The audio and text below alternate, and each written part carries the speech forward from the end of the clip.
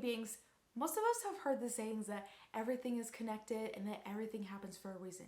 I actually have a tattoo of everything happens for a reason.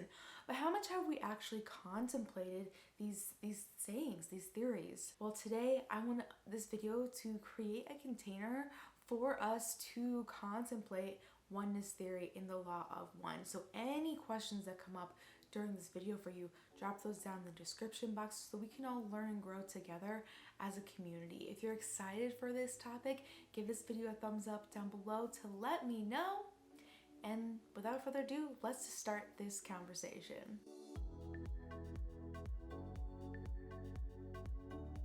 Here's one other thing that we've heard many times before probably is that, the human mind just can't fully comprehend God.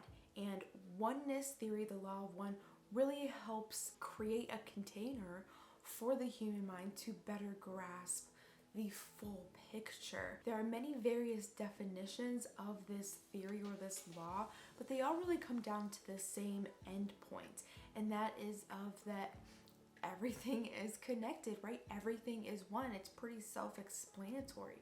I am you, you are me.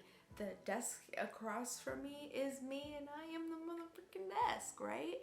It's pretty self-explanatory, but at the same time, it's mind-boggling and confusing because we've been taught that we're separate from everything, right? From school, from our family, from religion.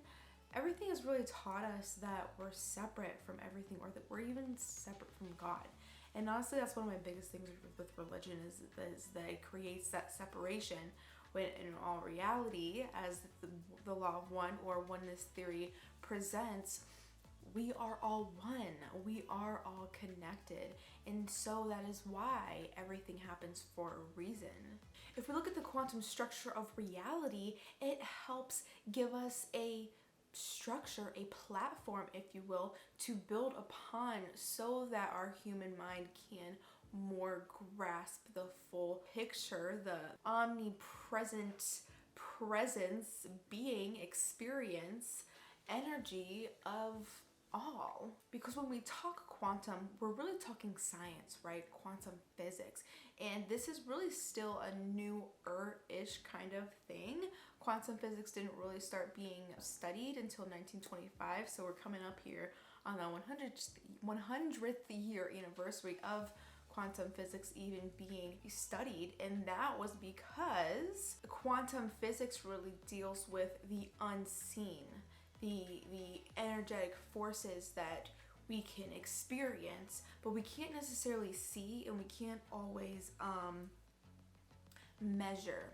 And so the spooky actions at a distance, as Einstein would refer to it as, was taken into as part of the church. So the church was supposed to be teaching about that the energetic forces that are acting upon us, within us, all around us, but that we can't quite put our finger on. So the church was supposed to be teaching us about it, and science wasn't allowed to study it because it wasn't quite tangible. And so it went to the church. Does that make sense? I feel like I just said the same thing 3 times in a row. When we break everything down, from our bodies to the couch to a painting to this camera to the pieces and parts that make up the internet, everything goes down to not an atom, because it's even smaller. It's to a vibration, a vibrational frequency, because everything is vibrating at a particular variable rates of frequency. Frequency is how we measure the vibration. When we have one vibration that is similar to another, they combine and create a plasma. These plasmas are then the building blocks that create up matter, that create up our bodies, that create bigger plasmas and structures. So the basic building blocks of everything is vibration. Everything being energy is a way that everything is connected in one. The omnipresence, the permanence, but protrusion, the omni-permeating and present force energy of God is within all of us. That is the energy that makes up everything.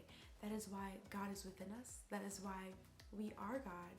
We are everything. We are all, because we are connected to it. We are made up of it. Now, when I say that we are God, I do not mean like, oh, we are God, listen to everything I say, I am all powerful, although we are all powerful. But we are just a dot in the bowl of the universe.